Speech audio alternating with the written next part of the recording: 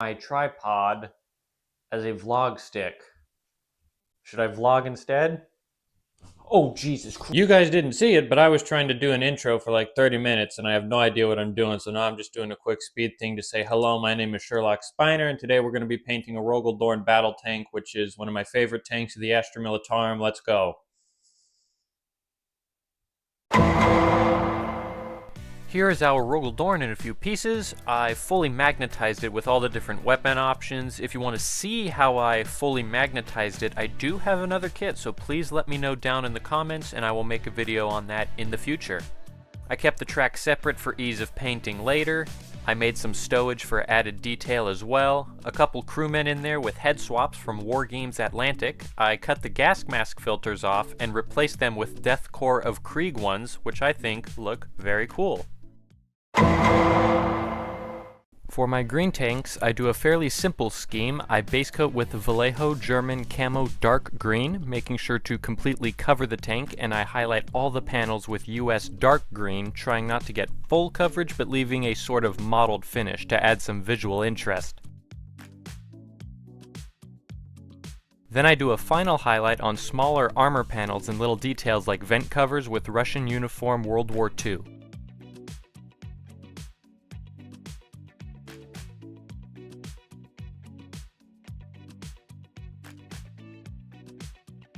I'm painting the inside of the hatches with Deck Tan. On my other tanks like this converted Rogal Dorn you can see here, I left the inside of the hatches green, but when you look at the interiors of real tanks, like the ones pictured here, they're all painted white. I looked it up and this is to improve visibility by bouncing light around the dark and enclosed spaces, making it easier for the crew to see and also to spot potential hazards and leaks as well. While I'm at the airbrush booth, I'm going to start on the identification stripes. I mask off the surrounding areas with some standard blue painter's tape from Home Depot. Then I crank my PSI up to 30 and spray some white ink straight from the bottle, building up thin layers until I have a nice solid white. Now for the best part of masking, which is demasking. Looky there. Now that's satisfying. Wow.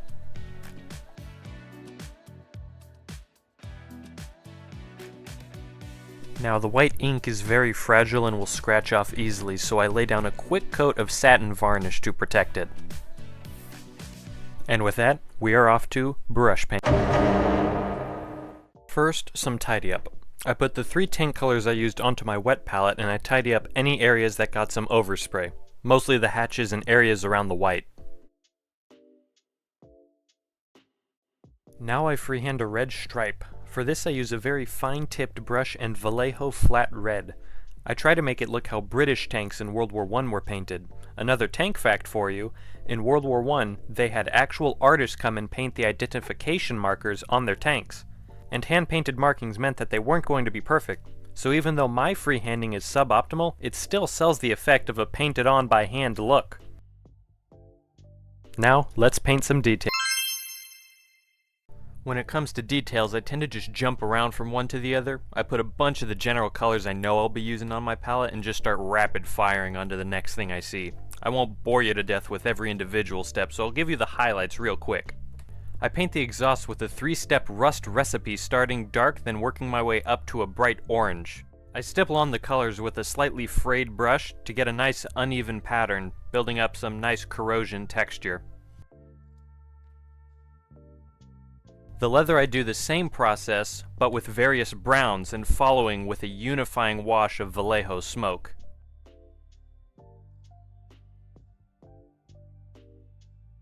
Now to work on my brush control by painting some lenses. I take out my favorite blue, Vallejo Dark Prussian Blue, and base coat every single viewport. Here's a quick segment. Let's count how many viewports there are. 15 viewports. Now you might be thinking, Sherlock Spiner, it's not that bad, especially if you paint them like this. Well, I don't paint them like that anymore. I try to paint them like this. Why must you make 15 of them? And why are you Tsar Nicholas II of Russia? And where the hell even was I? Oh yeah, lenses. Here's the paints I used. After I base coat everything with the dark blue, I picture where the reflection would be coming from, and paint an L shape facing that direction, a C shape if it's round. I make the first L very thick, leaving room for the next highlights.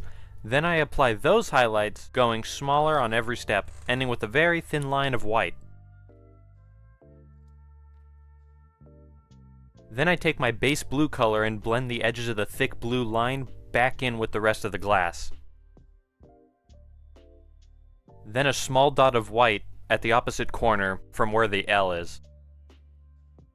I do the same thing with red, but adding a fifth color, that being burnt red. I do red on gun lenses and the brake lights. Yellow I just do 3 colors and use them on the brake lights, because in the grim darkness of the far future, there is only war. Turn signals. I also took the time to practice some non-metallic metal on all the Aquillas and skulls. I think these are very nice practice pieces to help me learn the process of non-metallic metal. I'm still not great at it, but I'm improving with every attempt. I painted handles with a dark gray. I used Vallejo chainmail silver for the heat shields and the antenna. I used a brighter silver for the rear hooks and the big screw thing I can't find the name of.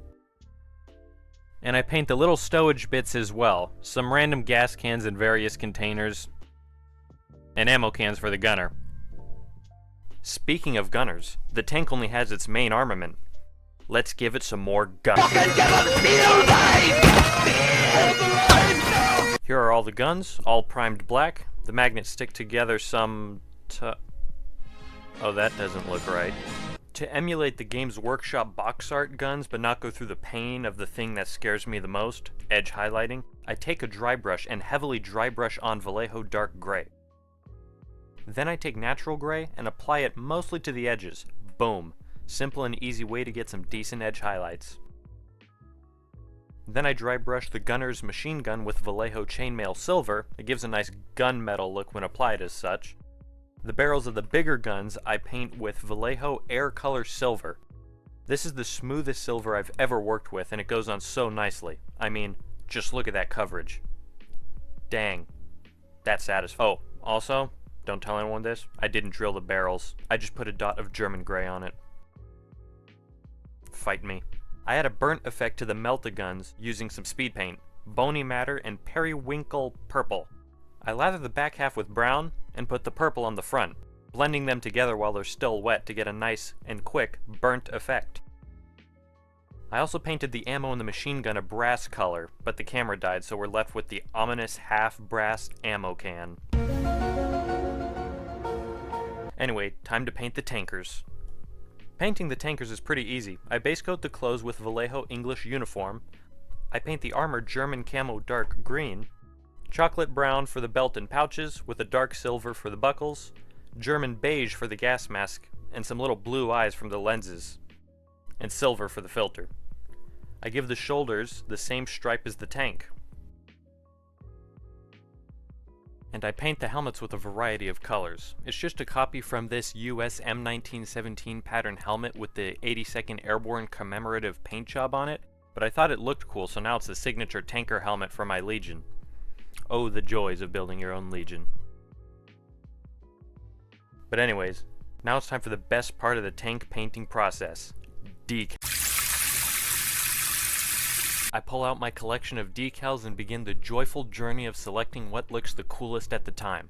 I want to make a whole video on just decals, but suffice to say, I like this step because you can really build the character and tell the story of your tank very quickly. I find my basic markings that go on my other tanks to kind of keep them unified, then I go find whatever looks cool at the time and cut that piece off and go. I've built a couple of scale model tanks from the Great War era, so I have a couple decal sheets specifically from those. And for my World War I themed army, they work great. I found this German cross which looks cool. I don't have German crosses on any other tanks, but who cares? I put it on the front hull with a Acadia skull to make it look cool, so what does it mean? I don't know. It could just be another obscure reference to another old tank from the time. Schnucked. Real ones remember Schnucked. I also put some scripture next to it. I also found a use for this guy right here. I got this decal sheet from a guy who gave me a bunch of his old scale model stuff, one thing being an M1 Abrams tank, which had these decals. These are old, so they required a few coats of microset to get them to stick down nicely. But with that, I give you Lazen Blaze, which is kind of a bop, not gonna lie. I think Garfield will fit perfectly in my World War I army with characters named after obscure video games. I'm looking at you, Ferdinand von Ayer. But oh dear, I'm yapping about decals way too much. Let me wrap it up. I had other markings like the designation number. This is done somewhat specifically. Lower numbered tanks have no tank guards, higher ones do. All lore, no skill, as one does.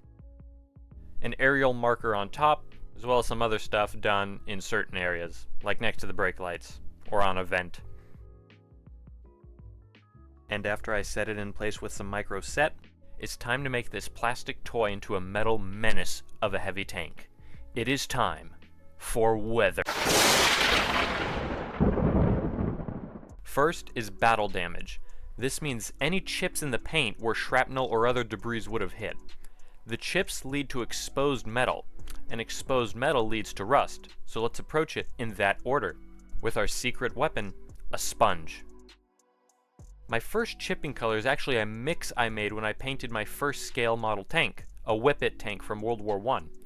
While I don't remember the exact recipe, I know it was something like 3 parts khaki and 1 part green.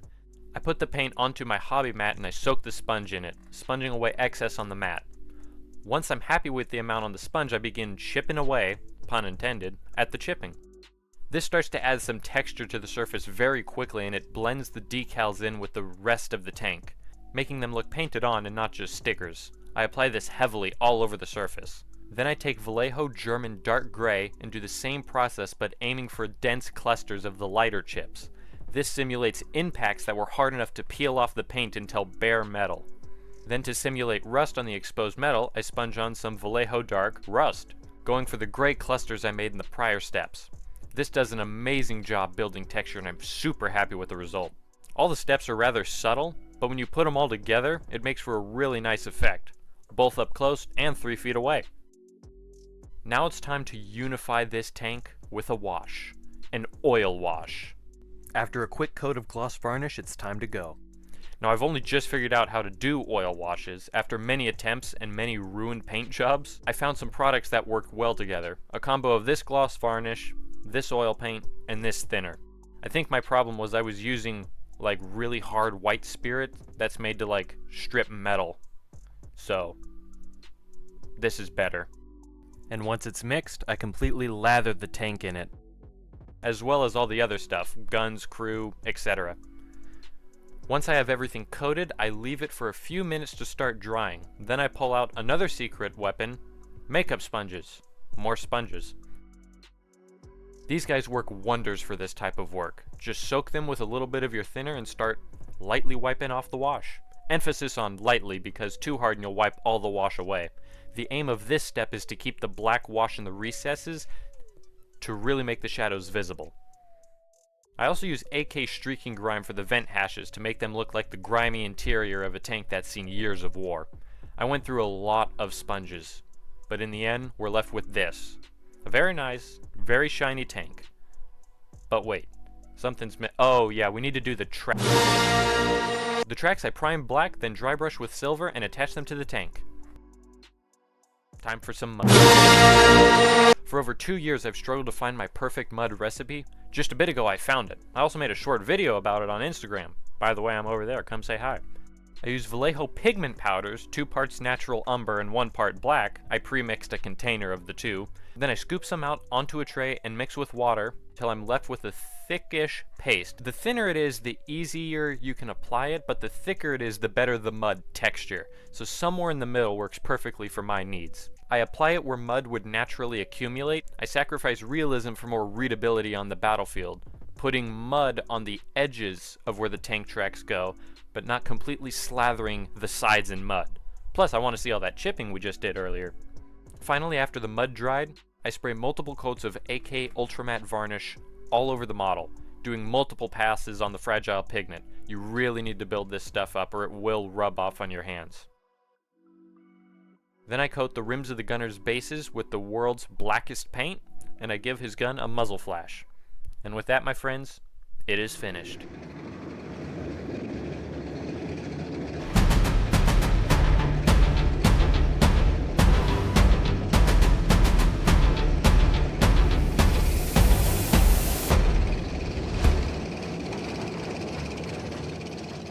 I hope you found my video somewhat tolerable. If you made it here, holy crap, that's awesome, and deeply appreciated.